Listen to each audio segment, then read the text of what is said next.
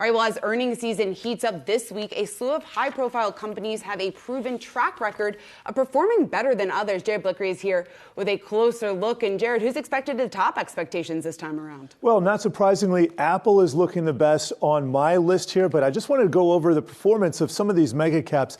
Now, this is the NASDAQ 100 year to date, so some high flyers here, especially in terms of the big names. We got Amazon up 20%, we got Meta up 23%, Tesla up almost 40%, Nvidia up 32%, and this comes after a terrible year. Let's not forget that Meta had 2 quarters last year where they missed something by like 20, well, why the price reaction was something like 20% down the next day.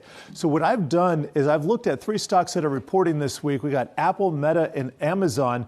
And Apple, you can see, usually beats its number 91% of the time. Now, you'd think that'd be great and everything, but the one-day price percent change, that is going to 52%, so barely better than half. And this goes back 10 years. And the results are real for all 3 of these. The results are all 3 skewed a little bit to the downside by what's happened over the last year.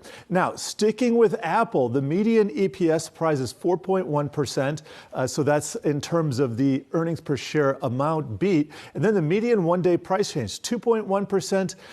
That is for Apple, I got to say, that is actually pretty low. Throughout history, it has been higher at times. And then you do the same analysis for Meta and Amazon. Now, Meta EPS beat 86%, notwithstanding what I was talking about, those misses over the last year. One-day percent price change, 52%.